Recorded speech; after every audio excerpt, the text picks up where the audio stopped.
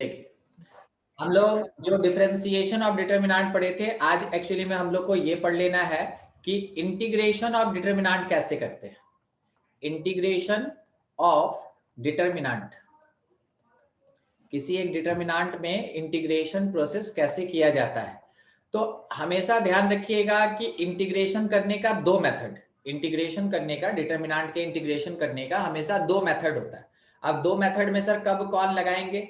काम वही है, डिटर्मिनेंट सॉल्व करना और इंटीग्रेशन करना। देखिए काम क्या है, इंटीग्रेशन करना होगा, और दूसरा एक काम क्या है कि डिटर्मिनेंट हमको सॉल्व करना होगा, इवैल्यूएट करना होगा। अब दोनों में से एक ऐसा कंडीशन होता है जहां डिटर्मिनेंट वैल्यू पहले निकालते हैं, इंटीग्रेशन बाद में करते हैं, और दूसरा ऐसा प्रोसेस होगा जिसमें इंटीग्रेशन पहले करेंगे, डिटर्मिनेंट वैल्यू बाद में निकालेंगे। तो देखिए क्या करना है और कब करना है। if determinant contain variable, ठीक है, डिटर्मिनेंट कंटेन वेरिएबल, ये अपने आप में सवाल है कि किसको कहते हैं वेरिएबल, ठीक है, बताएंगे। If determinant contain variable in single row और कॉलम, इन सिंगल रो और कॉलम, ठीक है, then first integrate elements at their position in determinant, at their position in determinant, determinant में जहां पे वो पुट किया हुआ है वहां पे आप उसको है ना सॉल्व कर ले in determinant, then evaluate determinant, उसके बाद आप उसको इवैल्यूएट करें, देन इवैल्यूएट डिटर्मिनेंट, तब आप उसको सॉल्व करें, उसको इवैल्यूएट करें, ठीक है, ये चीज। अब दूसरा अपने पास कंडीशन क्या आता है ना कि इफ मल्टीपल रोज, ऊपर में हो गया सिंगल, अब क्या है मल्टीपल रोज, इफ मल्टीपल रोज और कॉलम्स कंटेन वेरिएबल, तो वैसे केस में क्या करेंगे आप, फर्स्ट इवैल्यूएट डिटर्मिनेंट, पहले आप डिटर्मिनेंट को सॉल्व कर लेंगे, first evaluate determinant then integrate, उसके बाद आप उसको इंटीग्रेट करेंगे, ठीक है, ये दो चीज। तो अभी क्या हुआ, अभी यहां पे ये बात हुआ कि अगर मेरे डिटर्मिनेंट के अंदर एक सिंगल से रो या कॉलम में वेरिएबल्स है, तो वैसे केस में जिस पोजीशन पे एलिमेंट है उसी पोजीशन पे हम उसको इंटीग्रेट कर देंगे, और लास्टली, पहले इंटीग्रेशन कर लेंगे, लास्टली हम उस डिटर्मिनेंट को इवैल्यूएट कर लेंगे, ठीक है, ये चीज। और बाय द वे अगर मल्टीपल रोज में अपने पास वेरिएबल्स है, मल्टीपल रोज या कॉलम्स में अगर अपने पास वेरिएबल है, तो पहले क्या करेंगे कि पहले हम उसको इवैल्यूएट करेंगे, और इवैल्यूएट करने के बाद सेकेंडली हम उसको क्या करेंगे, इंटीग्रेट करेंगे, बाद में हम उसको इंटीग्रेट करेंगे।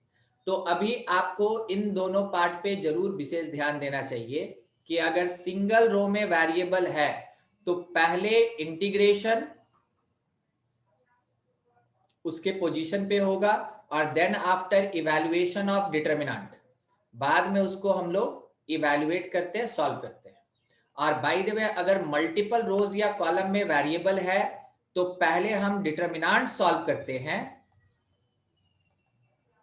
और उसके बाद उसको हम लोग इंटीग्रेट करते हैं, ठीक है, ये चीज।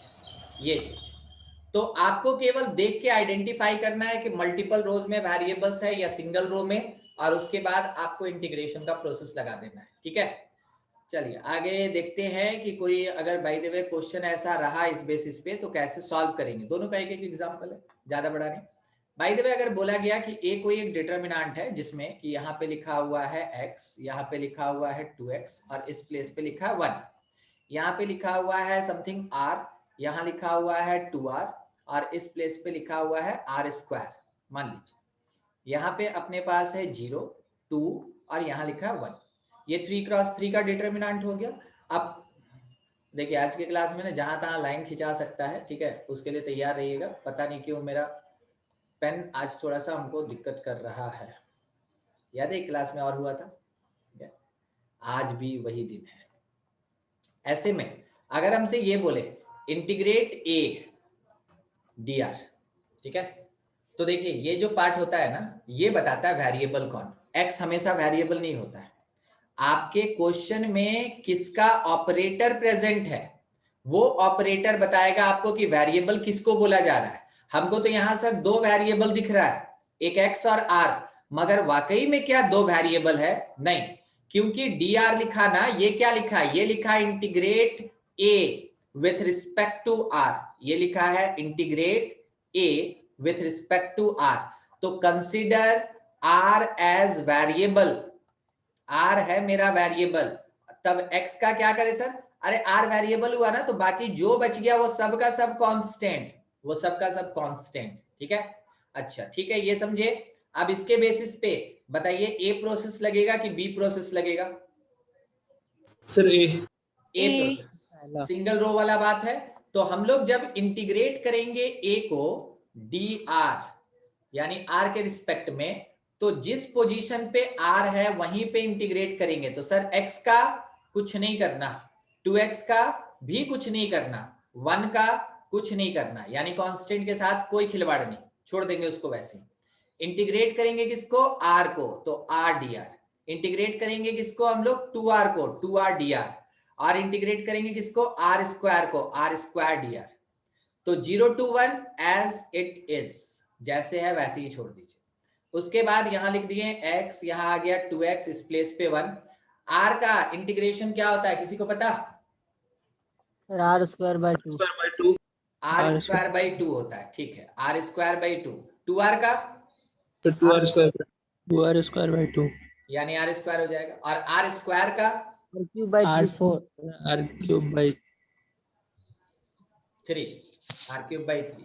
देखिए हम इंटीग्रेशन नहीं पढ़ाए हैं, तो हम ये सोच रहे हैं कि शायद आपको नहीं आता है, ठीक है, मान लेते हैं, ठीक है। वो तो हमको पता है कि आप पढ़े हैं फिजिक्स में, ठीक है। और इंटीग्रेशन एक दिन का क्लास लिए थे, उसमें बेसिक बेसिक पार्ट हुआ था, मगर सारा फॉर्मूला नहीं बता पाए थे, तो हम उसको कंसिडर ही नहीं करेंगे। हम मान के चलते हैं कि फिजिक्स में जितना पढ़े हैं उतना नॉलेज है आपके पास, ठीक है।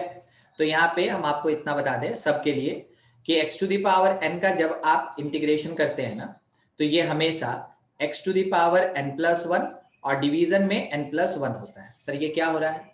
वेरिएबल का पावर अगर कांस्टेंट है, वेरिएबल का पावर अगर कांस्टेंट है, तो इंटीग्रेशन हमेशा variable to the power power increased by 1 unit और divided by the total power होता है। तो xn का इंटीग्रेशन xn+1 बाई n+1 होगा, ठीक है। ये आपको याद रखना है, बस इसी बेसिस पे यहाँ पे कैलकुलेशन किया गया, जो भी लिखा गया सब उसी बेसिस पे, उसी एक सिंगल फॉर्मूला पे लिखा गया, ठीक है। अच्छा अब आगे देख रहे हैं कहाँ कहाँ लाइन जा रहा है। अच्छा 0 to 1 जैसे सर कैनवास बन जाएगा आज। क्या होगा? वो तो स्ट्रेट हो गई। कैनवास बन जाएगा सर आज। अब मगर आज एक चीज देख रहे हैं, लाइन कितना स्ट्रेट हो रहा है। वही तो बोल रहे सर, लाइन पूरा Yes, स्ट्रेट sir. बन रहा है। लाइन पूरा देखिए, जहां खिंचाया वहां एकदम स्ट्रेट। आज मनोकामना पूरा हो गया कि हम लोग है ना डिजिटल पेन से सीधा लाइन खींच ले, एकदम स्ट्रेट है। देखिए आगे क्या करना है, इंटीग्रेशन हो गया ना, अब इंटीग्रेट होने के बाद इसको एक्सपैंड करना है। तो एक्सपेंशन का जो प्रोसेस आप सीखे बिल्कुल वही लगाएंगे। एक्स टाइम में यहाँ क्रॉस मल्टीप्लीकेशन होगा, R square minus 2r cube by 3, ये हो गया। फिर -2x times are square by 2 और इधर का 0 प्लस 1 टाइम, ये कितना हो जाएगा? आर स्क्वायर और इधर का 0, ठीक है। अब आप इसको सॉल्व करें तो आपको मिला XR स्क्वायर 2XR स्क्वायर, और उसके साथ ये क्या लिखे हम? 1 लिखे होंगे शायद, ये 1 है, ठीक है, 1। Yes sir 1। हाँ 1 टाइम आर स्क्वायर, ठीक है। तो अब आर स्क्वायर को अगर कॉमन ले ले तो क्या बचा? यहाँ x, यहां से -x खत्म, यहां से +1 हो गया, तो ये कट गया, सिंपल ये आर स्क्वायर है। अब उसके बाद माइनस आर क्यूब का टर्म, तो आर क्यूब का टर्म आपको कितना दिख रहा है? -2/3 XR क्यूब, ये हो गया। तो जो जो खत्म होते जा रहा है उसको इग्नोर करें, बाकी तो और कुछ बचा नहीं अपने हाथ में। तो फाइनल आंसर यानी integration of A D R जो आपको मिला that will R square minus 2/3 X R cube, ये आपका फाइनल आंसर हो गया। अगर हमसे बोलता है आर इक्वल्स टू 1 2 3 कुछ भी देता है तो लास्ट में लाके आपको आर की जगह पे पुट कर देना है, वो आपका आंसर हो जाएगा। ठीक है, ऐसे ही सॉल्व करना होता है, ऐसे ही सॉल्व करना होता है। अच्छा, अब दूसरा क्वेश्चन देखिए, कहां हम लिख रहे थे। अच्छा अच्छा, पहले से उधर खिसका हुआ है वो। ठीक है, अब यही लिखेंगे। हाँ, इसी जगह पे हम लोग सीधा चलेंगे। नेक्स्ट क्वेश्चन देखिए, कोई एक डिटर्मिनेंट नाम है P और इसमें क्या लिखा कि इस प्लेस पे है EX, यहां पे लिखा हुआ है x-1, फिर उसके बाद लिखा है 2x/3 और इस प्लेस पे sin x। ठीक है, sin x ऐसा। और हम लोग से ये बोला कि फाइंड इंटीग्रेशन 0 से π/2, 0 से π/2 और यहां पे है p dx। तो क्या आपको ये पता चला कि यहाँ वेरिएबल कौन है? Yes sir, x x। और क्या आपको ये लिमिट के साथ पता चलता है इसको क्या बोलते हैं? Yes sir. डेफिनेट इंटीग्रेशन, है ना, इसको क्या बोलते हैं? Definite integration. कोई फर्क नहीं पड़ता, पहले सॉल्व कर लेंगे इंडेफिनिट के तरीके से और जहां जहां वेरिएबल आएगा वहां पे लिमिट्स पुट करेंगे, यही तरीका होता है। तो ये अपने पास डेफिनेट इंटीग्रेशन है, कोई ज्यादा बड़ा चीज नहीं है। जब तक कि आप इंटीग्रेशन नहीं पढ़ लेते हैं तब तक ये ज्यादा बड़ा है नहीं, एकदम छोटा है। इंटीग्रेशन पढ़िएगा तब देखिए कि किसको कहते हैं डेफिनेट इंटीग्रेशन। तो डरना वरना नहीं है, सीधा काम करना है। ठीक है, अच्छा अब सर आप तो पहले डराते हैं, फिर नहीं बोलते डरना मत। कहा कितना सिंपल तरीके से हम जा रहे हैं। देखिए अब क्या हुआ ना कि मेरा एक बात सुनिएगा, अगर हम ऊपर वाले रूल को फॉलो करें तो मेरा मुश्किल देखिएगा, अभी हम अपने पैर पे कैसे कुल्हाड़ी मारेंगे उसी को देखिएगा, वो अभी सच होगा। हम क्या किए कि देखिए कि यहाँ तो मल्टीपल रो में वेरिएबल है, तो सर क्या बोले थे ना कि देखो पहले एक्सपैंड कर लेना उसके बाद इंटीग्रेट कर देना। ठीक है, तो अब सर बोले हैं तो थोड़ा सा लगते हैं। Determinant of P EX sin x और फिर उसके बाद minus 2x/3 into x is 2x² 3 और प्लस में आएगा 2x/3। कोई दिक्कत नहीं हमको आता, कोई दिक्कत नहीं आता है, बहुत बड़ा दिक्कत हमको कुछ नहीं आता है। ठीक है, आप ये सीखे ही नहीं होंगे। और पता है जब आप इंटीग्रेशन पढ़िएगा तो ये कहाँ आप पढ़ेंगे? ये आप पढ़ेंगे डेफिनेट इंटीग्रेशन के, अगर डेफिनेट को 4 इक्वल पार्ट में डिवाइड करें तो थर्ड पार्ट में आप पढ़ेंगे। ठीक है, जब आपका 3/4 खत्म हो रहा होगा डेफिनेट, तब आप ये पढ़ेंगे EX sin x का इंटीग्रेशन कैसे करते हैं। और इनडेफिनेट में भी एक जगह पे ये है, एकदम जनरल रूल नहीं है, यहाँ पे रूल्स लगता है, कहते हैं उसको आइलेट, और ये कभी खत्म नहीं होता है, ज्यूम करके बनाया जाता है। ठीक है, तो यहाँ पे इंटीग्रेशन बाय पार्ट्स से बनता है, ये इंटीग्रेशन बाय पार्ट्स से बनता है, जिसका फिजिक्स में जरूरत नहीं होता है तो सर बताते भी नहीं, मगर मैथ में जरूरत है, बहुत कॉम्प्लिकेटेड। तो अब क्या करें, छोड़ दे क्वेश्चन? नहीं, जब आपको ऐसा दिखे कि आपका जो रूल बोल रहा है वो रूल अगर आपको कॉम्प्लिकेटेड पार्ट में लाके खड़ा कर दिया, जो रूल आपसे कह रहा है वो अगर आपको कॉम्प्लिकेटेड पार्ट में लाके खड़ा कर दिया, तो वहां पे अपना दिमाग चलाइए। अपना दिमाग चलाने के लिए ज्यादा जगह है नहीं, 2 ही जगह है। सेकंड वाला अगर कॉम्प्लिकेटेड कर दिया तो फर्स्ट लगाएंगे। ठीक है, फर्स्ट लगाएंगे, क्या करेंगे?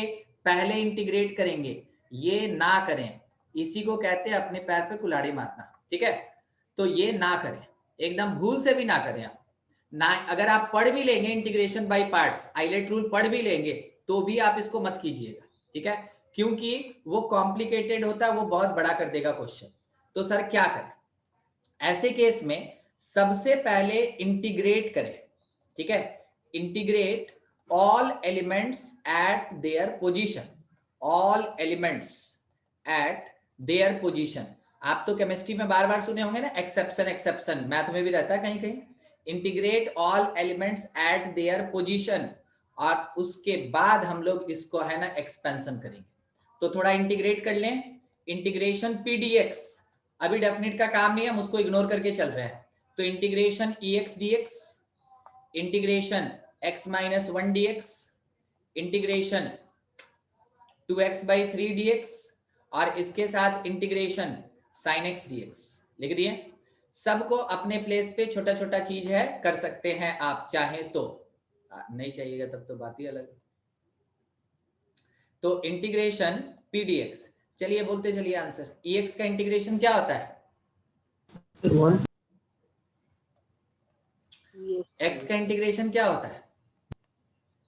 एक्स स्क्वायर 1 का इंटीग्रेशन क्या होता है? 0। 2/3 को बाहर, x का इंटीग्रेशन क्या होता है? X square by 2। हाँ x²/2, ठीक है, 2 काट दिए ऊपर नीचे, x²/3 बच गया, ठीक है। sin x का इंटीग्रेशन क्या होता है? माइनस कॉस है। सर माइनस cos x, हाँ sir cos x, minus cos x, ठीक है, माइनस कॉस x, ठीक। हम आपको फॉर्मूला दिए भी होंगे शायद, वैसे फिर से दे देंगे, कोई बात नहीं है, ठीक है। यस सर दिए। हाँ ये हो गया अपने पास, ठीक है। जब ऐसा आ गया तो अब देखिए, अब ये कॉम्प्लिकेटेड नहीं है ना। अब अगर आपसे एक्सपेंशन करने बोले तो आप EX को मल्टीप्लाई कीजिएगा माइनस कॉस x से, और इसका मल्टीप्लीकेशन इसके साथ होगा, तो माइनस लग गया, कितना हो गया x5/6 ना, और प्लस लग गया, कितना हो गया x³ 3 हो गया। अब इस पे आप अपना लिमिट पुट कर दे, जो आपके पास लिमिट था, क्या था, 0 से π/2 था, 0 से π/2। तो 0 से π/2 पुट करने का मतलब है कि सब जगह पहले π/2 स्टार्टिंग में पुट करते हैं। अगर डेफिनेट के तरीके से तो सबसे पहले अपर लिमिट को पुट करते हैं, बाद में लोअर लिमिट को पुट करते हैं, ठीक है। तो अपर लिमिट जब हम यहाँ पुट करेंगे तो e का पावर π/2 आया अपर लिमिट, ठीक है, और यहाँ पे माइनस कॉस π/2 आया। हम लोग जानते हैं क्या कॉस π/2 कितना होता है? यस सर, 0 हो जाता है। 0 हो जाता है। फिर उसके बाद यहाँ पे x के जगह π/2 पुट करेंगे तो पाई का पावर 5/32 इंटू 6 कितना आएगा, 12, और 18 119, ठीक है। फिर प्लस x के जगह π/2 पुट करेंगे तो वो π³ 8 इंटू 3 24 हो जाएगा, हो गया π/2 का काम खत्म। माइनस लोअर लिमिट पुट करेंगे, तो लोअर पुट करेंगे तो e का पावर 0 1 होता है, और cos 0 का वैल्यू हम लोग को पता है क्या, 1 होगा। 1 होता है, ठीक है। अच्छा अगर x के जगह 0 पुट करेंगे 0, x के जगह 0 पुट करेंगे 0, नहीं लिख रहे हैं, छोड़ दिए, ठीक है। अब यहां से थोड़ा देख के हम लोग आंसर लिखे, तो फर्स्ट वाला पार्ट 0 हो गया, इग्नोर, ठीक है। अच्छा ये लास्ट वाला पार्ट 1 -1 और -1 +1, तो उसको पहले लिख रहे हैं 1।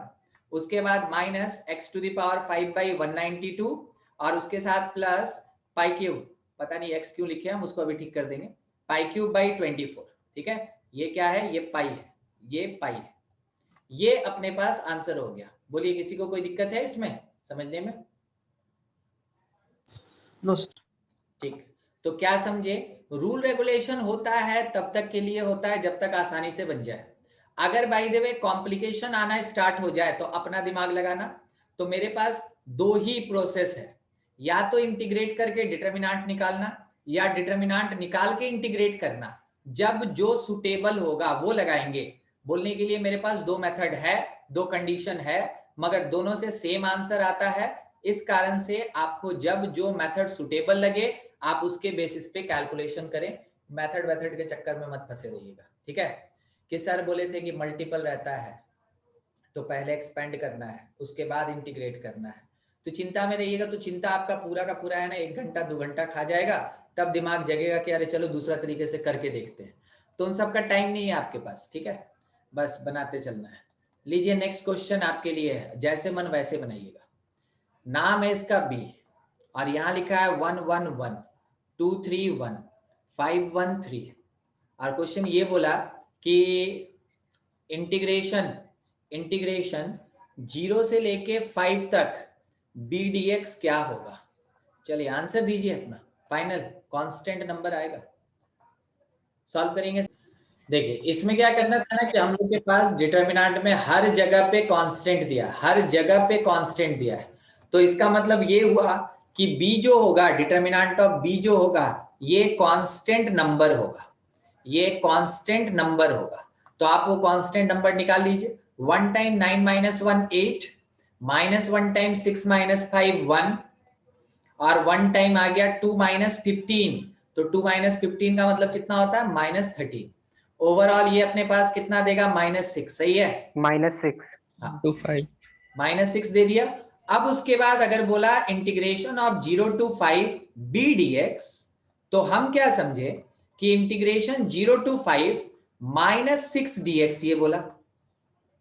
और अगर कांस्टेंट का इंटीग्रेशन करते हैं तो x आता है ना, x, तो -6x, और इसमें लिमिट अपने पास है 0 से 5। तो पहली बार में हम क्या करेंगे, यहाँ पे 5 पुट करेंगे तो -30, और दूसरी बार में 0 पुट करेंगे तो 0। ये अपने पास आंसर हो गया, यही आया था ना। Yes yes sir. ठीक है, तो ऐसे बनाना है। देखिए बहुत कोई ये होता है कि चिंता में रहता है कि वेरिएबल मेरा 1 रो में होगा, वेरिएबल मेरा 2 या 3 रो में होगा। लीजिए वेरिएबल ही नहीं दिया, ठीक है। तो वैसे केस में हम आपको इसलिए अपने आप पे छोड़ दिए कि आपका दिमाग क्या डिसीजन लेता है वो चेक करना था। तो ऐसा ही चीज है, ठीक है, बोलने के लिए रूल रेगुलेशन होता है, मगर हर एक क्वेश्चन रूल रेगुलेशन से थोड़ी चलता है। रटा रटाया चीज आपको कभी भी जेई में नहीं देगा, स्कूल में सब नहीं आता है, बोर्ड में सब नहीं देता है, ठीक है। उन लोग को इस सब से लेना ही देना नहीं है। बच्चा ज्यादा पढ़ लेना तो गुनाह हो जाएगा उन लोग के लिए, समझे। देखिए आगे का बात, नेक्स्ट पार्ट, नेक्स्ट है application of limits, application of limits on determinant. मतलब इंटीग्रेशन में यही रूल होता है। अब इसके बाद क्वेश्चन बहुत वैरायटी का हो सकता है, क्योंकि इंटीग्रेशन बहुत बड़ा है, बहुत सारा टर्म कंडीशन रखता है। मतलब जितना आप है ना इंटीग्रेशन तक क्वेश्चन बनाएंगे, अकेले इंटीग्रेशन में उतना क्वेश्चन होता है, ठीक है। इंटीग्रेशन बहुत बड़ा होता है, उसके लिए एकदम चिंता नहीं करना है, पूरा टाइम देना है, रिस्पेक्ट के नजर से देखना है तो वो भी रिस्पेक्ट करेगा आपको, ठीक है। तो इंटीग्रेशन का डिफरेंशिएशन भी क्वेश्चन बड़ा है खत्म नहीं होता है। फिर से नहीं सुने सर, डिफरेंशिएशन भी बहुत बड़ा है सर 12th में। डिफरेंशिएशन बड़ा है नहीं, वो खाली मैंने हवा बना दिया जाता है थोड़ा बड़ा, डिफरेंशिएशन बड़ा है नहीं, ठीक है, खत्म हो जाएगा जल्दी, ठीक। मगर इंटीग्रेशन में भाई टाइम लगेगा, ठीक। सर पिज्जा वाला में कौन जीता? अरे यार आज आप लोग का रिजल्ट देना था ना, हाँ यस सर। तो रात में आज क्लास है ना, आज कौन कौन क्लास है, आज सर 7 बोल बजे दीजिए से राहुल मीट जीत पक्का गया। है, फिर उसके सर बोल बाद दीजिए राहुल जीत गया। 7:15 बजे से यानी 7:15 से आपका जेई जीतेंगे होगा, और 9 बजे से फिर आपका स्टार्ट हो जाएगा कौन, संकल्प, ठीक है। तो क्लासेस कीजिए, पूरा पढ़िए, एकदम पूरा पढ़िए। पता है क्या होता है, जब आप ज्यादा पढ़ते हैं तो 1 मिनट के लिए हम बस आपका है ना यहाँ पे काउंसलिंग सेशन ले लें, बता रहे हैं आपको। 1 मिनट, सुबह आप उठे मान लीजिए 6 बजे, ठीक है, 6 बजे आप उठे और अब आपका क्लास स्टार्ट हो रहा मान लेते हैं 2 बजे से या फिर 3:30 से, ये होता है। अब इसके बाद तो समय हम लोग खींच लेते हैं, ठीक है। तो यहां से लेके 12 बजे तक आपका क्लास चलता रहेगा, बीच में मान ले रहे हैं थोड़ा मोड़ा आप खाली वाली हैं, हम नहीं काउंट करते, हम उसको छोड़ देते हैं। आपके पास बच गया 6 बजे से लेके 2 बजे तक, पता है कितना घंटा है ये, 8 आवर्स, 8 घंटे। अब इस 8 घंटे में पता है टाइम कम रहता है ना, तो आदमी का दिमाग ज्यादा चलता है कि ये कर ले वो कर ले वो कर ले, ठीक है। सेल्फ स्टडी के लिए आपके पास 8 घंटे है सेल्फ स्टडी के लिए। अब इसमें आप लोग का स्कूल चल रहा है क्या, यस सर। छुट्टी है कितना अभी। घंटे, स्कूल का कुछ कहना नहीं था, कभी भी क्लास लगा देता सर है। हम करते ही नहीं क्लास। पढ़ते नहीं है पर बहुत परेशान कर देता है। 4 आवर्स होता है क्लास। सर कॉल कर देता है सर किसी किसी का 3 घंटे, किसी का 4 घंटे, किसी का कोई फर्क नहीं पड़ता। 4 घंटा रहता है। सर 40-40 मिनट का 5 क्लास होता है। सर हम तो ब्लॉक कर 8 से दिए। सीधा 9 बजे तक चलता है सर, बीच बीच में गैप ले। सर हम म्यूट करके रखे ग्रुप पे। हाँ ठीक है, तो ये 4 घंटे का क्लास। अब देखिए 4 घंटे आपका चला गया उधर, ठीक है, 4 घंटे आपका चला गया उधर, बच गया आपके पास 4 घंटा। 4 घंटा में से 1 घंटा निकाल लीजिए अपने लिए, ठीक है। अब बच गया आपके हाथ में 3 घंटा, देखें 24 घंटा में से आपके हाथ में बचा केवल कितना, 3 घंटा। तो क्या करें, सुनिए, आप जब रेगुलर क्लास कर रहे हैं 3:30 बजे से आपका जो भी है ना 7 बजे तक, 6:45 तक जो क्लास चलता है, हो गया। इसके साथ जब आप जेई जीतेंगे करेंगे या नीट पक्का आपका जो भी है जिसमें कर रहे हैं, ठीक है, तो ये आपको रिवाइज करवा रहा है। ये आपको रिवाइज करा रहा है, हम आपको बता रहे हैं ना, ये आपको रिवाइज करवा रहा है, ठीक है, आपको करना नहीं पड़ रहा है, ये करवा रहा है, ये रिवाइज करवा रहा है। और उसके बाद जो संकल्प है वो क्या कर रहा है सर? संकल्प आपको प्रैक्टिस करवा रहा है, क्वेश्चन बनवा रहा है सर। हाँ, संकल्प आपको प्रैक्टिस करवा रहा है। तो यहाँ पे आके आप ये ना सोचिए कि हमको टाइम नहीं मिल रहा है, ये आप ही के लिए। आप बैठे हुए हैं वहां पे, ठीक है, आपसे ऐसा नहीं कि हंसी मजाक हो रहा है, क्वेश्चन चल रहा है और आपको एक सीक्वेंस में लेके चला जा रहा है रिवीजन के लिए। आप जब खुद डिसाइड करने बैठते हैं ना, तो आपके दिमाग में आता है कि अच्छा पहले सीक्वेंस सीरीज पढ़ लेते हैं। मन किया, एपी बना, एकदम धड़ाधड़ एपी बना, फिर अरे नहीं, लगता है ना कि हमको है ना लिमिट से एक बार कर लेना चाहिए, 12 में काम आएगा, ठीक है। लग गया अब लिमिट में, जीपी कहाँ गया पता नहीं, ठीक है, एचपी कहाँ गया पता नहीं, सम स्पेशल जिस दिन आना होगा आएगा, आज तो नहीं आएगा, ठीक है। चल गए वहां पे लिमिट में, लिमिट बना लिए, थोड़ा सा बनाए, जैसे है ना अपर लेवल में घुसे, अरे बहुत लिमिट पढ़ ली, अब थोड़ा दूसरा कुछ पढ़ते हैं, ठीक है। दूसरा लीजिए, पकड़ लिए ट्रिग्नोमेट्री, रैंडमनेस समझ रहे हैं अपने दिमाग का, यस सर। ये होता है। अब जब आप यहाँ क्लास में बैठे हुए हैं तो आप चाहे ना चाहे आपको एकदम खींच के लेके चला जा रहा है कि फिजिक्स का इनिशियल पढ़िए, केमिस्ट्री का इनिशियल पढ़िए, मैथ का इनिशियल पढ़िए, आपका रिवीजन होता जा रहा है, ठीक है।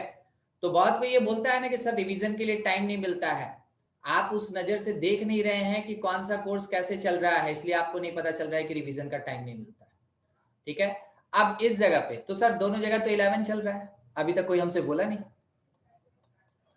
कि 11 सिलेबस चल रहा है, तो 12 सिलेबस कब कवर करें? 12 सिलेबस आपके पास है 3 घंटा, सफिशियंट होता है। जिस दिन जो पढ़ना है, जैसे आज मैथमेटिक्स का क्लास है और इसके बाद क्या फिजिक्स है कि केमिस्ट्री है? फिजिक्स इसके बाद फिजिक्स है। तो हम क्या किए कि इसमें मैथमेटिक्स का एक बार पलट के देख लिए, कुछ क्वेश्चन बना लिए, और फिर उसके बाद फिजिक्स का है ना कॉन्सेप्ट देख लिए और कुछ क्वेश्चन बना लिए। तो सर 3 ही घंटा में हो जाएगा? नहीं होगा, ठीक है, 3 घंटा में नहीं होगा। तो फिर क्या करें? वैसे केस में आपके पास समय तो है, तो कोई कोई यहाँ गैप कर देता है, और हम आपको 2 ही बजे तक लेके गए ना, आपका क्लास तो स्टार्ट होता है 3:30 बजे से, तो यहाँ भी टाइम है। देखें टाइम कहाँ होता है, बस खोज के निकालना होता है। तो सर दिन भर पढ़ते रहें, आपको याद होगा हम आपको क्या बोले, इस बीच में हम आपको छोड़ दिए कि कब आप खाली रहते हैं और क्या करते हैं, ठीक है। इस बीच में हम आपको छोड़ दिए कि कब आप खाली रहते हैं और क्या करते हैं। मान ले रहे हैं किसी दिन 2 क्लास है, किसी दिन 1 भी क्लास है, हम तो पूरा का पूरा 3:30 से 7 ले लिया आपका, ठीक है। तो ऐसे करके समय निकाला जाता है। जितना कंजेस्टेड होगा ना दिमाग, उतना जल्दी काम करता है, ठीक है। आपको पता है ना सैटरडे का टेस्ट थोड़ा सा आपका लेट हो गया, यस सर। इस बार 4 बजे हुआ ना, हर बार 2 बजे होता है। क्वेश्चन पेपर दूसरा आ गया था, ठीक है। वो तो मेरा आदत है कि टेस्ट स्टार्ट होने के आधा घंटा पहले हम जरूर चेक करते हैं, ठीक है। जब हम चेक किए तो देखते हैं कि सिलेबस मिल नहीं रहा, फिर हम सर से क्रॉस क्वेश्चन किए कि यही सिलेबस है, तो बोला नहीं दूसरा है। होता है ना नहीं कि एक बार और थोड़ा सा ठोक बजा लेते हैं, देख लेते हैं सही बोल रहे हैं कि इस बार बहुत सारा क्वेश्चन रिपीटेड था पिछले वाला है। हाँ, तो क्वेश्चन तो वो आना ही था, वो पार्ट 1 और 2 को मिला के देना था। बहुत कोई क्या होता है कि अगर नहीं बनता है ना टेस्ट का क्वेश्चन, तो बोलता है जाने दो, अब तो टेस्ट पार, तो छोड़ो क्वेश्चन गया, ठीक है। इसलिए देखिएगा हर एक 2 टेस्ट के बाद आपका लिखा हुआ होगा कि टेस्ट 1 और 2 मिलके आएगा, 3 और 4 मिलके आएगा, इसको क्यूमुलेटिव कहते हैं, ठीक है। तो केमिस्ट्री का क्वेश्चन का आंसर तो याद था हम लोग को। हाँ ठीक है ना, तो बढ़िया है ना। Yes sir. अब मान ले रहे हैं जैसे वो क्वेश्चन कभी भी आएगा तो आपको बनाने का जरूरत नहीं पड़ेगा, आप उसको टिक मार आंसर ही याद हो गया, ठीक है।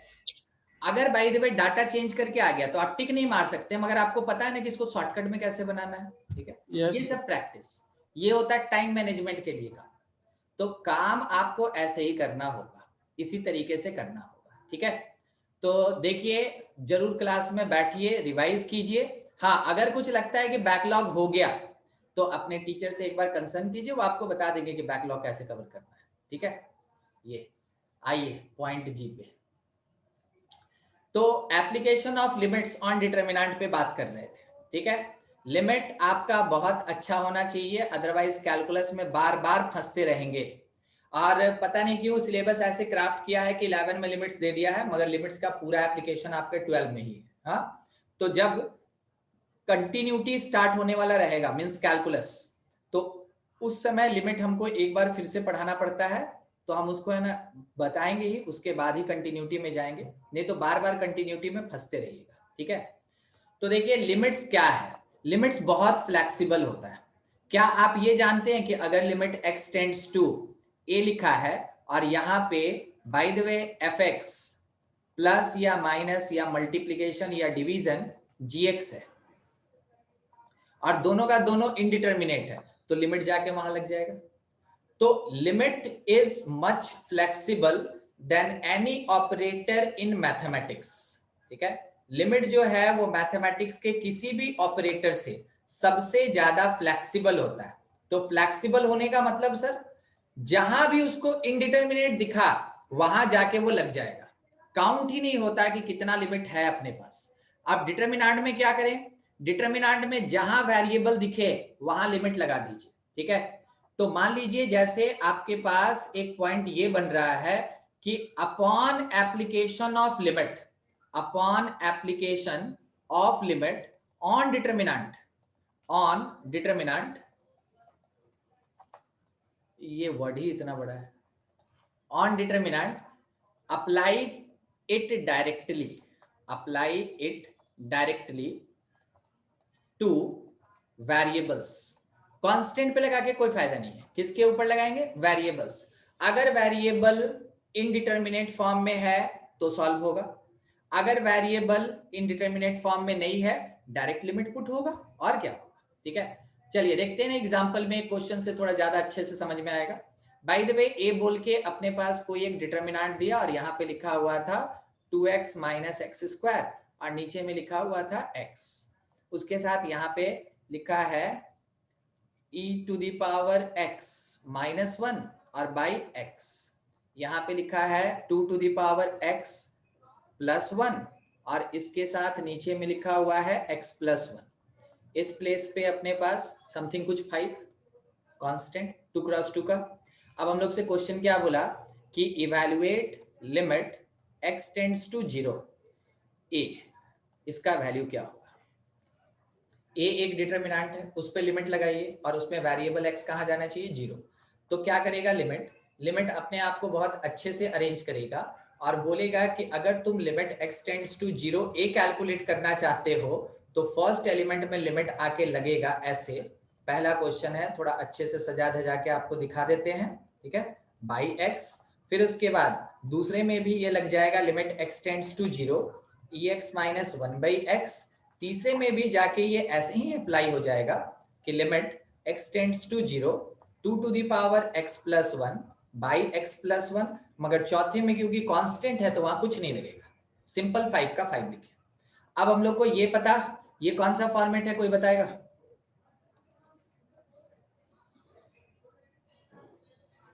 नहीं पता सर, कोई बात नहीं पता, हम अभी बोलेंगे ही नहीं।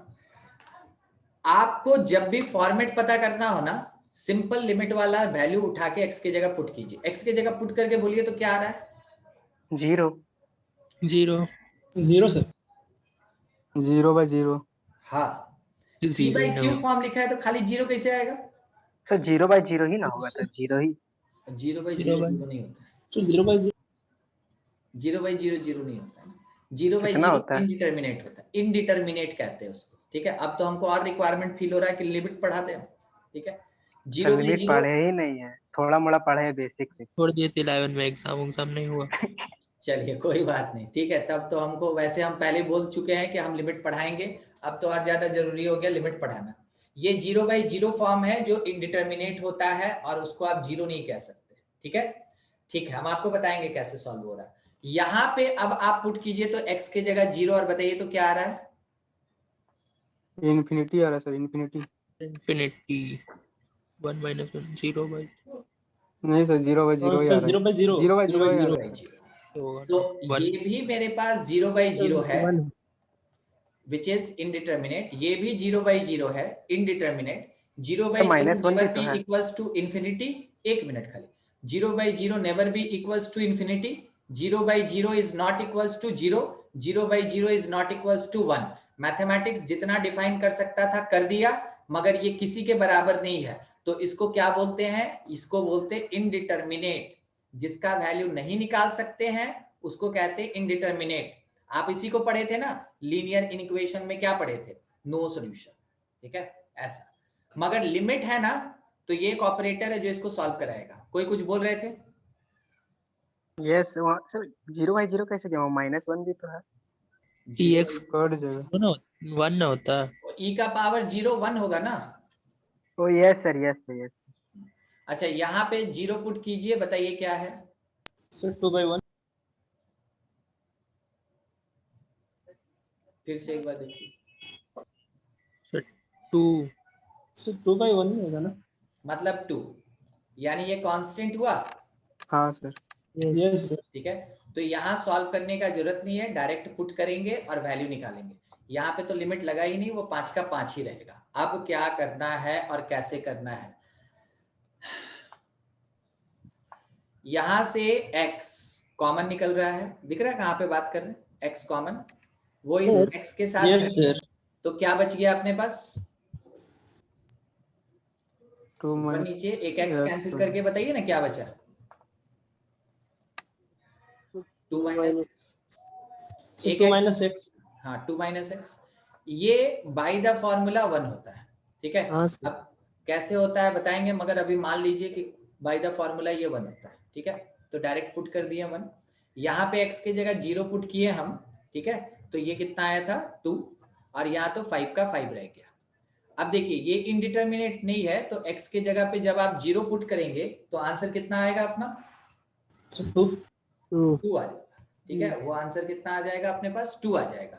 तो हम नेक्स्ट स्टेप में लिखेंगे 2 1 2 और 5। अब डिटर्मिनेंट सॉल्व कर सकते हैं, 10 - 2 मतलब 8 हो गया। Yes sir. तो जो अपने पास आंसर आएगा हम लोग लिखेंगे कि लिमिट x टेंड्स टू 0, अगर a का वैल्यू निकालना है तो वो किसके बराबर होगा, वो 8 के बराबर होगा। देखिए कैसे बनाया गया, तो लिमिट में एक ही रूल रेगुलेशन कि जितने जगह पे वेरिएबल है, जितने जगह पे वेरिएबल है उतने जगह पे आप लिमिट लगा दें। अगर वो इनडिटर्मिनेट फॉर्म है तो अपने तरीके से सॉल्व होगा, अगर वो सिंपल सॉल्व होने वाला है तो पुट करके आपको कांस्टेंट वैल्यू मिलेगा, अगर कांस्टेंट नंबर है तो उस पर लिमिट अप्लाई नहीं करना है, वही आंसर का पार्ट होगा। जब सब चीज सॉल्व हो जाए उसके बाद डिटर्मिनेंट को सॉल्व करेंगे तो हमको फाइनली आंसर मिल जाएगा upon application of limit on determinant. ठीक है, ये है मेथड, ये है मेथड।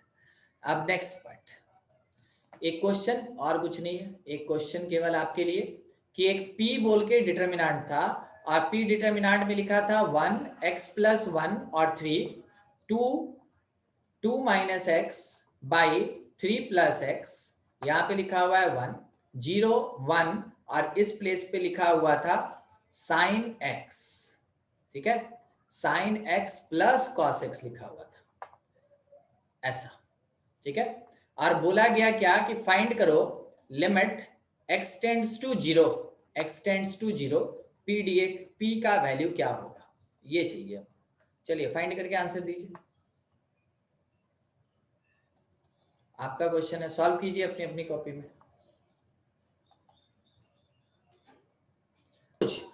ये तो हमको बताना ही पड़ेगा, तो क्या करें कि देखिए शॉर्टकट में आराम से काम करें। लिमिट अप्लाइड ऑन 1 नहीं होगा, limit applied on x + 1, x के जगह 0 पुट किए 1 होगा, फिर उसके बाद 3 होगा 2, x के जगह 0 पुट किए 2/3 आएगा 1, फिर ये 0 हो गया 1 हो गया, sin 0 0 होता है, cos 0 1 होता है, हो गया डिटर्मिनेंट बन गया। सॉल्व करेंगे 1 time 2/3 -1 is -1/3, -1 time 2 - 0 is -2, 3 times आएगा 2 और ये 0 तो प्लस में 6, ये हो गया। अच्छा इस प्लेस पे अगर आप देखें तो 4 का मतलब 3 से मल्टीप्लाइड 12, 12 - 1 का मतलब 11, 11/3 किसका आंसर था? हाँ सर मेरा था। तो मेरा भी आ गया, अभी मेरा कैलकुलेशन गलती हो गई। अच्छा पहुंच गए, ठीक है। फाइनली यही चीज करना है।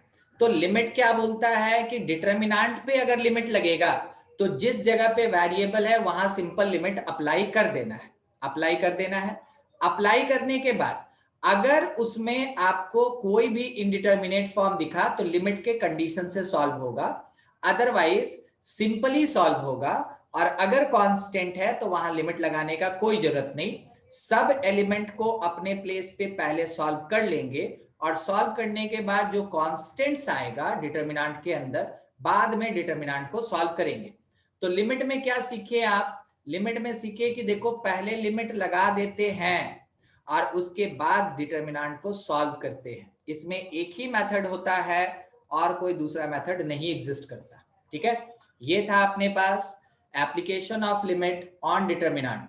अब फिर से बोले कि लिमिट का बहुत डिफरेंट टाइप का पैटर्न होता है, तो यहाँ पे एलिमेंट्स बदल देंगे तो बहुत वैरायटी का क्वेश्चन निकल जाएगा। ठीक है, लिमिट्स क्योंकि आपका कमांड नहीं है, इस कारण से अभी हम वैसा कोई क्वेश्चन नहीं पकड़ रहे हैं, तो फालतू फिर मेहनत हो जाएगा ना। ठीक है, आपको समझने में दुगना मेहनत लगाना होगा, हमको समझाने में दुगना मेहनत लगाना होगा, तो थोड़ा दिन वेट कर लेते हैं। जिस दिन लिमिट्स हम पढ़ाएंगे आपको अलग से, उस दिन हम इसको भी उठा लेंगे। हमको याद रहता है कि हम क्या छोड़े हैं और क्या आगे बताना है हमको। Next part, application of summation. समझते हैं समेशन का मतलब क्या होता है? Yes sir. Application of summation, इसको सिग्मा भी कहते हैं। ठीक है, स्टैटिक्स में यूज होता है सर। क्या होता है? ये सिग्मा नोटेशन जो है, इसका एप्लीकेशन किसके ऊपर? On determinant. On determinant.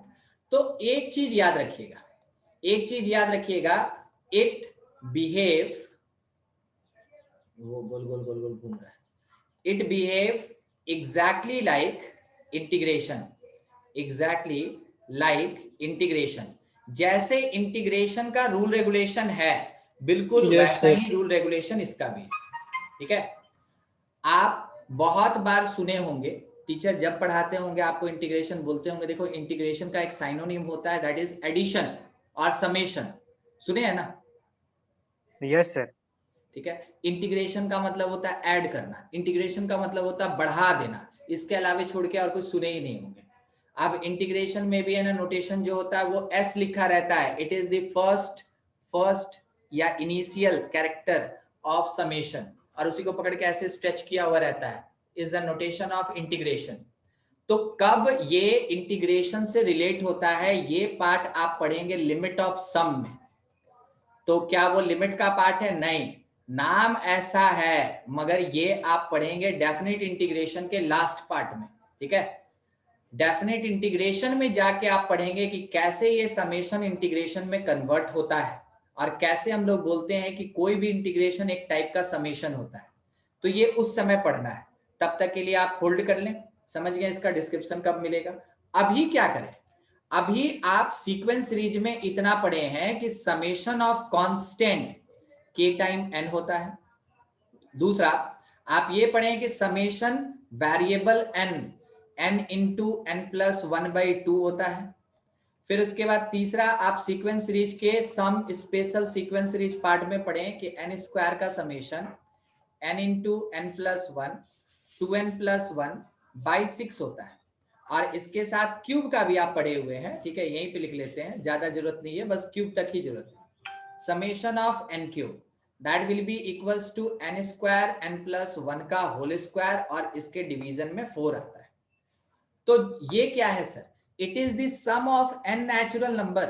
ये है sum of square of n natural number, ये है sum of cube of n natural number.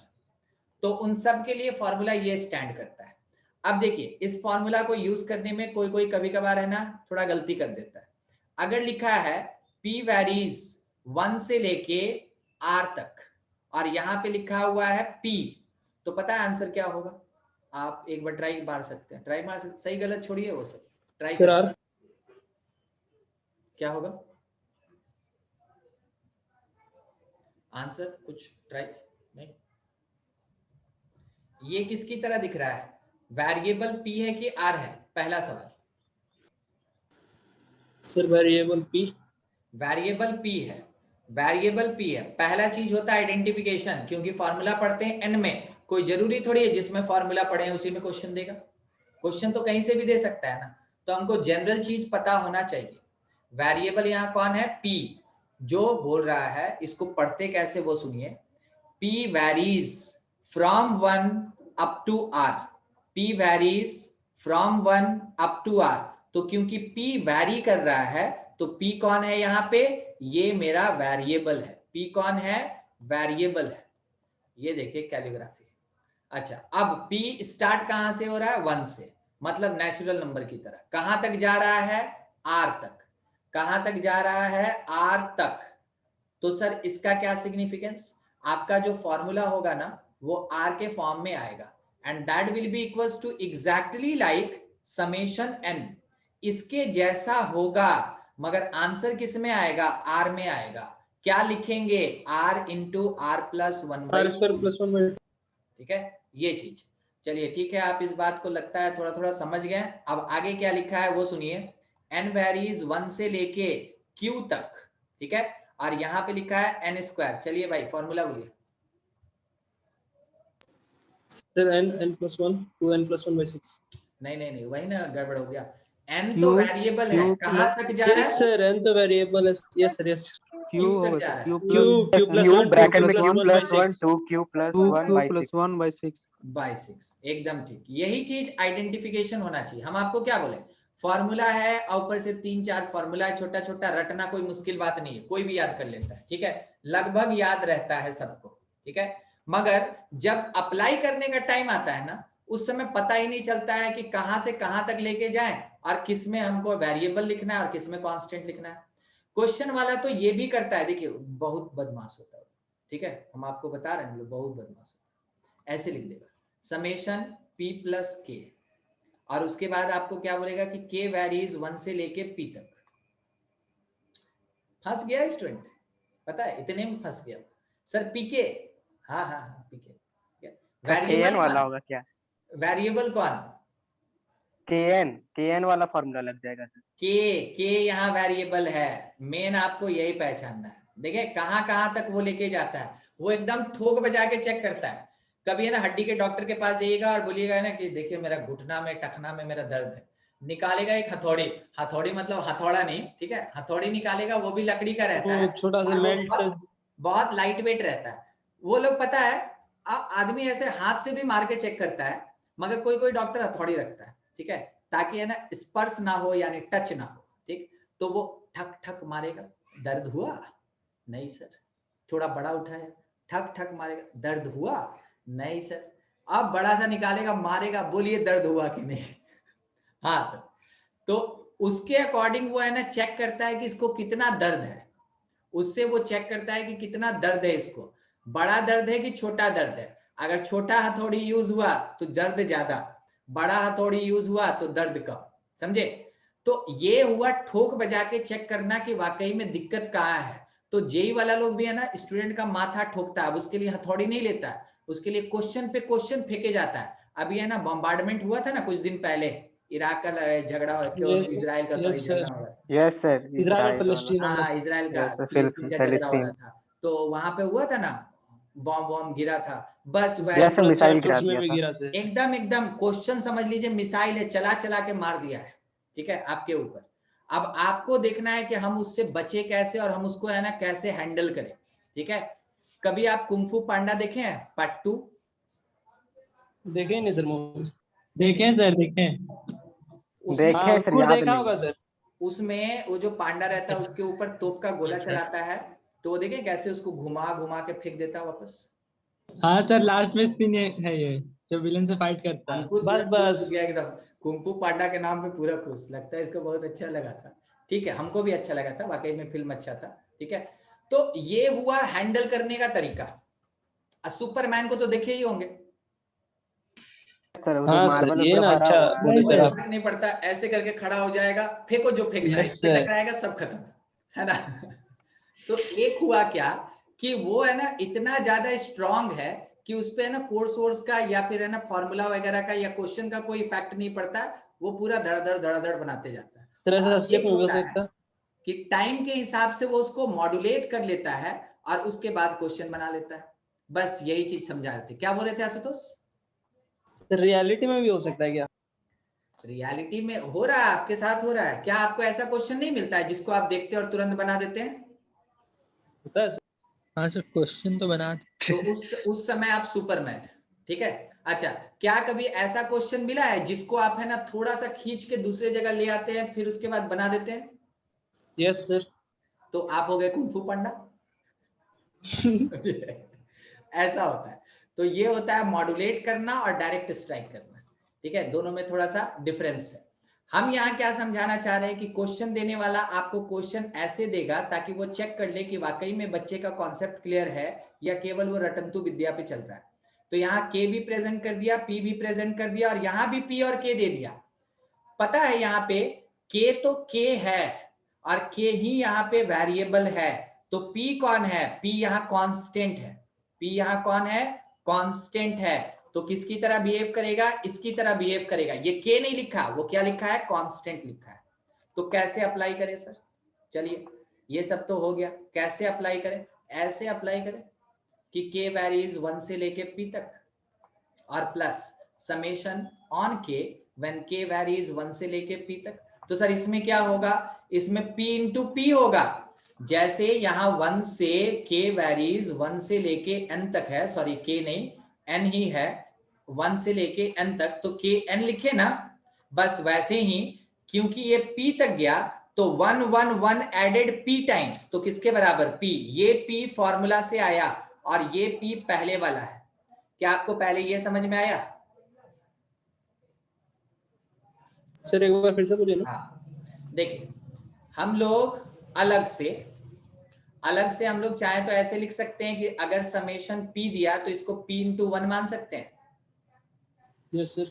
ठीक है, और k का वेरिएशन 1 से p तक दिया। हम क्या किए? कांस्टेंट p को बाहर निकाल लिए, समेशन किसके ऊपर? 1, k का वैल्यू 1 से लेके p तक। हम ये मान सकते हैं बस डिस्क्रिप्शन के लिए कि p और यहाँ पे लिखा हुआ है समेशन 1 इंटू 1 भी क्या? k का पावर 0 और k का वेरिएशन 1 से लेके p तक। अब थोड़ा मेरे एक्सप्लेनेशन को देखिएगा। समेशन का मतलब होता है कि बीच में एडिशन लगाएंगे और k के जगह 1 2 3 ऐसे पुट करते जाएंगे। तो p टाइम्स 1 का पावर 0, 2 का पावर 0, 3 का पावर 0, ऐसे करते करते लास्टली p का पावर 0 कितनी बार, कितने times? p times. p times. चलिए बोलिए, हर एक इंडिविजुअल पार्ट का वैल्यू बोलिए। सर सबका 1 ही होगा। 1 होगा, तो बाहर का p बाहर है, 1 plus 1 plus 1 dot dot dot कितनी बार? p times. तो ये p होगा। Yes sir. ठीक है, वही चीज वहां पे लिखे थे। तो होता क्या है ना कि कांस्टेंट को बाहर निकालिएगा तो वेरिएशन कहां तक होगा? n तक होगा। अब n बोल के मेरे क्वेश्चन में n तो दिया नहीं था, मेरे क्वेश्चन में वो बोल के क्या दिया था? p तक। तो p का वेरिएशन p तक यानी p इंटू पी हो गया, प्लस बगल वाला बोलिए तो क्या होगा? के इंटू पी। अच्छा, ये जो है ये आपको 1 2 3 4 कौन से फॉर्मूला की तरह दिख रहा है?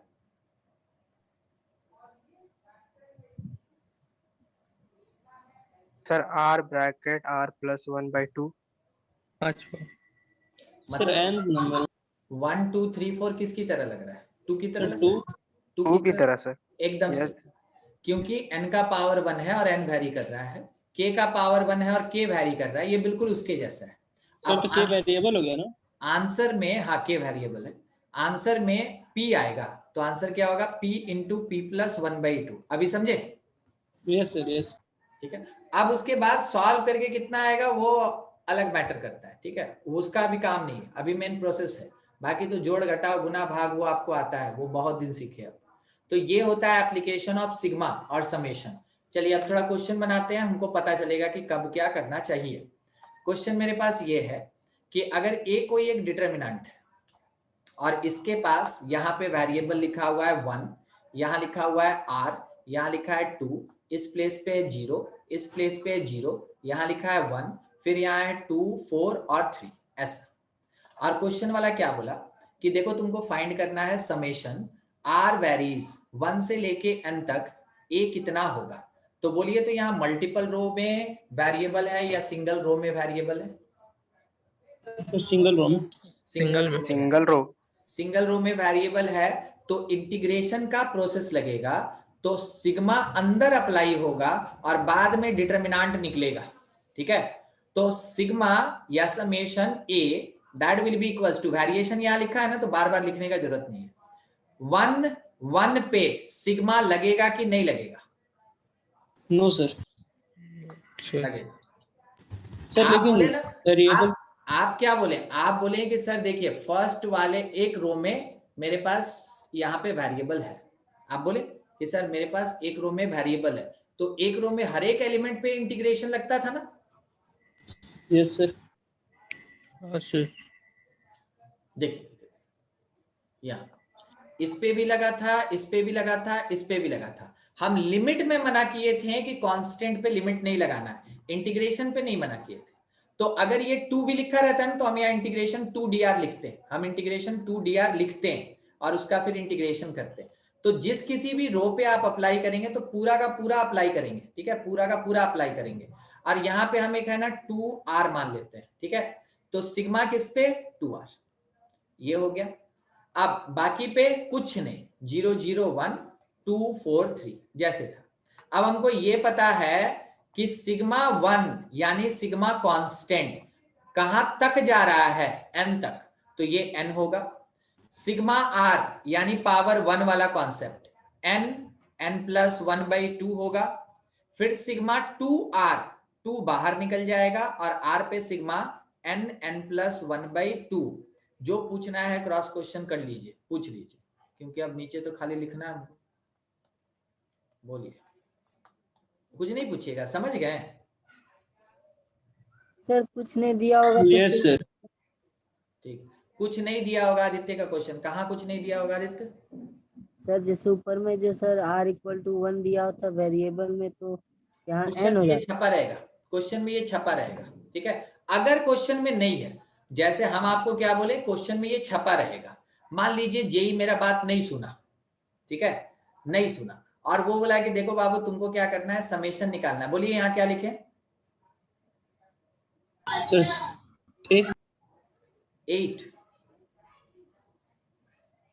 ए सर, ए सर ए सर ए। तो अगर बाय द वे ऐसे दिया है ना, इसका मतलब ए वेरिएबल है और वो 1 से लेके n तक जा रहा है, तो आप आंसर लिखेंगे n प्लस 1/2। अगर आपके क्वेश्चन में कोई कंप्लीट इंफॉर्मेशन नहीं दिया है कि कौन वेरिएबल कौन कांस्टेंट, ऐसे अगर नहीं लिखा हुआ है, तब बाय डिफॉल्ट जिस पे सिग्मा लग गया वो वेरिएबल है और इसका वेरिएशन n तक हो रहा है। अब थोड़ा सोच के बोलिए तो इसमें क्या 7 वेरिएबल है?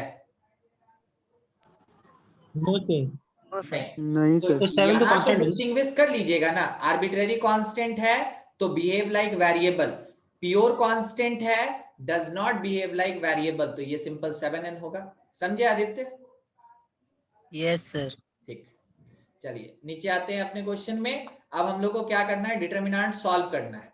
तो डिटरमिनेंट सॉल्व करना है तो जैसे करते हैं प्रोसेस अपना, तो ये हो गया n टाइम 0 -4 -4n, फिर minus n into n plus 1/2 time 0 -2, तो minus n into n plus 1। बस डिटरमिनेंट जैसे सॉल्व करते हैं वैसे ही, ये कट गया n प्लस 1 2 टाइम, ये 0 और ये भी 0, तो कुल मिला के अपने पास 0 रहेगा, छोड़ दिए।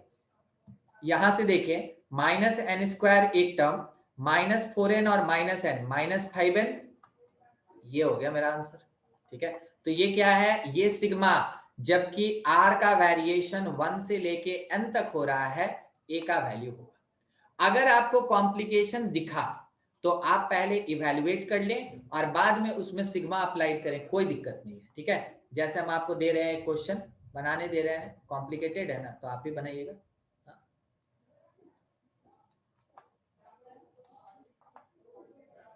b कोई एक डिटरमिनेंट है, 1 2 1, r 3 minus r 7 0 1 5, ऐसा, ठीक है।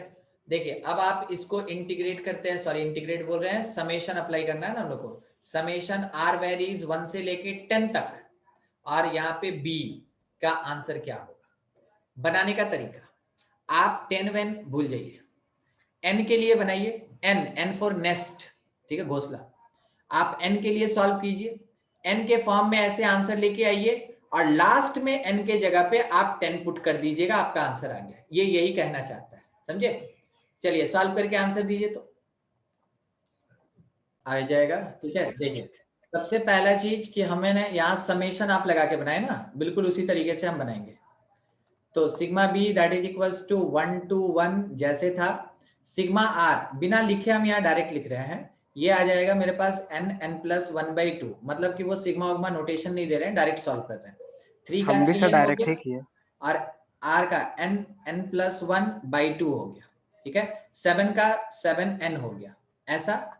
उसके बाद 0 1 5। अब आपकी इच्छा, आप n में निकालना चाहें निकाल सकते हैं, नहीं तो आप यहाँ पे 10 पुट भी कर सकते हैं। ठीक है, तब कांस्टेंट नंबर्स आ जाएगा। हम आपको बोले थे ना कि n के फॉर्म में आप लाए, इवेल्युएट कर लिए, तो आप इवेल्युएट करके ऐसे ला के भी पुट कर सकते हैं, अदरवाइज आप यहाँ भी पुट कर सकते हैं। आप तो वैसे बनाए ही होंगे, तो हम लास्ट में पुट किए। ठीक है, कोई बात नहीं। 10 × 11/2 55, और यहाँ पे 30, और यहाँ पे 55। 30 - 55 कितना होता है? 25। 7n तो ये 70 हो जाएगा। अच्छा, उसके बाद 0 1 और 5, हम अगर इसको सॉल्व करें तो ये वन टाइम हमको क्या प्रोवाइड करेगा? -125 125 -125 -70, फिर -2 टाइम्स क्या देगा? 55 × 5 160 ना 175 ना, ठीक है 175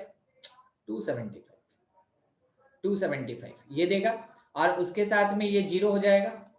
फिर +1 टाइम हम लोग को प्रोवाइड करेगा 55, और बगल वाला तो 0 हो जाएगा। अब ले लीजिए यहाँ पे, तो ये आ गया 195, इस प्लेस पे 275 2 टाइम में माइनस कितना हो गया? 550, नेक्स्ट +55। सॉल्व करके 95 में से 55 हटाइए, 40 बचा। 140 इसके साथ ऐड होगा तो 690 देगा। ये आंसर आया था क्या? नो मेरा सर। 660 आया था सर, माइनस में। सर मेरा भी 660 माइनस में। 660 नहीं, हाँ सर 660। अब मेरा नहीं है। हम लोग आपका का सही है सर। कैलकुलेशन मिस्टेक होगा सर। सर हम ही लोग का कोई कैलकुलेशन मिस्टेक होगा। अरे नहीं, अब आप भी चिंता में, हम भी चिंता में। चलिए हम इसको सॉल्व करें पहले। वन टाइम इसको थोड़ा सॉल्व कर लेते हैं। ये कितना हो जाएगा? 6n - n 5n 5n - n²/2। ध्यान रखेंगे क्या हम लोग बात बोले? 5n - n²/2। ठीक, वन टाइम 5 से मल्टीप्लाई हुआ तो 25n - 5n²/2, और फिर उसके बाद -7n। चलिए ये एक पार्ट। फिर -2 टाइम्स आया तो उस समय ये मल्टीप्लाई हुआ तो 5n² + 5/2 5n/2, और फिर उसके बाद ये तो 0 हो गया, छोड़ दीजिए। +1 टाइम जब हम लोग लिए तो 1 टाइम हम लोग के पास आया n² + n/2, और उसमें -0 हो गया। अब देखिए आप अपना स्टेप मिलाते चलिएगा। क्या यही आया था आपके पास? नहीं, सर हम डायरेक्ट सॉल्व कर रहे थे। मतलब पूछ रहे हैं आप n के फॉर्म में सॉल्व किए थे ना, तो n के फॉर्म में ऐसा ही कुछ आया यस सर, मेरा यही आया था। ठीक है, अब हम इसको सॉल्व कर रहे हैं। -5/2 n² को पकड़ रहे हैं, ठीक है -5/2, और n² को देखिए -10/2, तो -15/2 -15/2 और +1/2, तो -14/2 मतलब 7n²। अब n का टर्म लेते हैं तो 25n - 14n 25n - 14n, तो ये आ गया 11n। 11n है, उसके साथ में -10n, तो बच गया 1n, यानी केवल n बच रहा है, और n के साथ +n, n के साथ +n, तो 2n/2 मतलब n आ गया।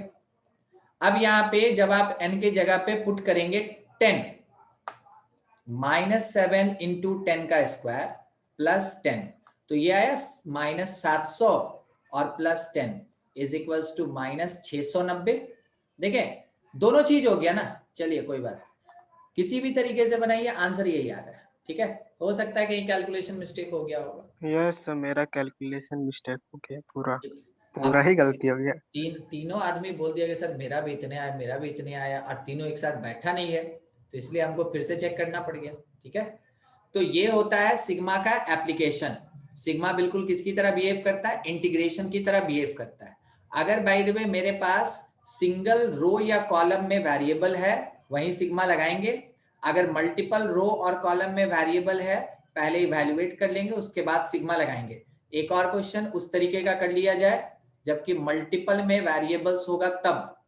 क्वेश्चन अपने पास है कि b नाम का एक डिटर्मिनेंट है और इसमें लिखा हुआ है 2 + n, उसके साथ में यहाँ लिखा हुआ 1, उसके साथ यहाँ लिखा हुआ है 5 और यहाँ लिखा हुआ है n + 7। बोलिए तो कितने रो में यहाँ वेरिएबल है? सर दो रो में, मतलब दो रो में। बस हम आपको इसमें क्या समझाना चाहते हैं वो सुनिए। समेशन n वेरीज 1 से लेके n तक, और यहाँ पे बोला क्या b कितना होगा ये कैलकुलेट करना है। तो यहाँ पे अगर आप सिग्मा लगा देंगे और फिर सॉल्व करेंगे ना तो थोड़ा सा कॉम्प्लिकेटेड हो जाएगा। तो मेरा सजेशन है कि पहले आप इसको इवैल्यूएट करें डिटरमिनेंट को, और उसके बाद सेकंड नंबर पे यूज या अप्लाई समेशन। तो पहले हम जब इसको सॉल्व करेंगे तो डिटरमिनेंट ऑफ b कितना आएगा, मल्टीप्लाई हो गया तो कितना 2 + 7 9 हो जाएगा, n² + 9n और +14 और -5 हो गया। तो आप लिखे n² + 9n + 9 ऐसा। अब इसके बाद इस पे समेशन लगा दीजिए, समेशन b। तो n² का कितना है n + 1 2n + 1/6 + 9, n का कितना n + 1/2 और इसके साथ में 9 का कितना 9n। देखिए क्वेश्चन आसानी से बन गया ना। तो हम आपको बार बार यही समझा रहे हैं कि रूल रेगुलेशन अपने जगह पे है, जो है सो है, मगर जब कभी भी आपको कॉम्प्लिकेशन दिखे तो वैसे केस में थोड़ा सा अपना दिमाग, प्रेजेंस ऑफ माइंड यूज करना है, और जरूरत पड़े तो रूल के अगेंस्ट जाना है और उसके बाद आपको कैलकुलेशन करना है। ठीक है, मल्टीपल रोज क्या कहता है कि पहले इवैल्यूएट करो और उसके बाद इंटीग्रेट करो, कर दिए हम। बाय द वे अगर मेरे सिंगल रो में भी कॉम्प्लिकेशन आ जाएगा तो हम उसको पहले ही इवैल्यूएट कर लेंगे। आप इस क्वेश्चन को घर पे बना के देखिएगा सेकंड मेथड से। सेकंड मेथड कहने का मतलब है कि पहले इवैल्यूएट करेंगे, बाद में समेशन लगाएंगे, आंसर सेम ही आएगा, कोई फर्क नहीं पड़ता है। बस वो रूल रेगुलेशन इसलिए बना ताकि आपको दिक्कत ना हो। अगर दिक्कत होता है तो आप अपना रूल रेगुलेशन चेंज कर सकते हैं। ठीक है, चलिए ठीक है, यहां तक हम लोग पढ़ लिए। अब डिटरमिनेंट का काम खत्म। नेक्स्ट क्लास में हम लोग को क्या करना है ना कि मैट्रिक्स का जो बचा हुआ पार्ट है, रैंक है, ऑगमेंटेड पार्ट है, ठीक है, और आइजीन वैल्यू है, ये 3 चीज, ये तीनों हम लोग पढ़ लेंगे। अगर नेक्स्ट क्लास में ही वो खत्म हो गया तो हम लोग ITF स्टार्ट भी कर देंगे, और नहीं तो उसके अगले क्लास से है ना ITF स्टार्ट किया जाएगा। ITF मतलब कौन हो गया? Inverse trigonometrical function. ठीक है, चलिए ठीक है, फिर नेक्स्ट क्लास में आगे बढ़ते हैं। हाँ, thank you. Yes thank you. बोलिए सर हमको भी मतलब, हाँ बोलिए ना। सर बोले थे ना जो ट्रिग्नोमेट्री का क्लास नहीं हो रहा था, यही जीतेंगे में। हाँ सर तो मतलब आप बोले नहीं नोट्स उसका डिस्क्रिप्शन में मिल जाएगा, हम 2-3 बार मतलब नहीं मिला सर। डिस्क्रिप्शन में जाके देखिएगा, एक लिंक होगा। यस सर देखे थे सर, वो दो मतलब डिसअपियर हो जा रहा है, हम 2-3 दिन देखे हैं। 1 मिनट रुकिए। अरे टेलीग्राम चैनल में चल जा। हाँ टेलीग्राम चैनल में भी डाला। कल सर भेज दिए थे रात में। हाँ सर हम देखे नहीं होंगे, और वहां लिंक ही नहीं शो कर रहा आशुतोष। नो सर मेरा में नहीं कर रहा सर। थोड़ा सा नीचे कीजिएगा, उसमें लिखा रहता है ना get PDF notes. Yes sir वही, हम मतलब पहले दिन में जिस दिन आप पढ़ाए ना उस दिन मिल जाएगा, लेकिन दूसरे दिन करने जाएंगे तो फिर डिसअपियर हो जाता है। अच्छा, होना तो नहीं चाहिए था वैसा। ठीक है, 1 मिनट लाइन पे ही रहिए, हम लोग कनेक्टेड रहते हैं। हम खोल के है ना अभी चेक कर लेते हैं। सुबह से चलते चलते ना मेरा सिस्टम जानते पागल हो जाता है। असल बात है, इसे काम भी बहुत ज्यादा लेते हैं।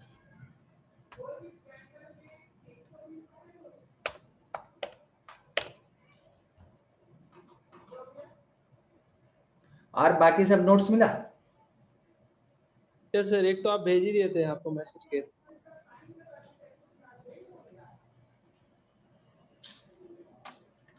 हमको तो जानते इतना समय नहीं मिलता कि हम पलट के दोबारा देख सके उसको।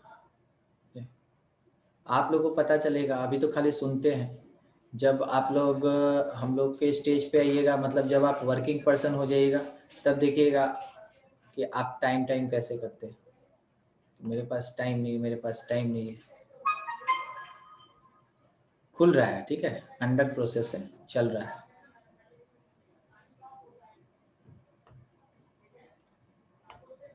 कभी कभार जानते हैं हम लोग का भी दिमाग हैंग कर जाता है, क्लिक करना है यहाँ, हो जाता है वहां। कौन वाला बोल रहे थे आशुतोष? अभी जो रिसेंटली पढ़े थे, कल वाला? नो सर, उसके पिछले क्लास। उसके पिछले वाला।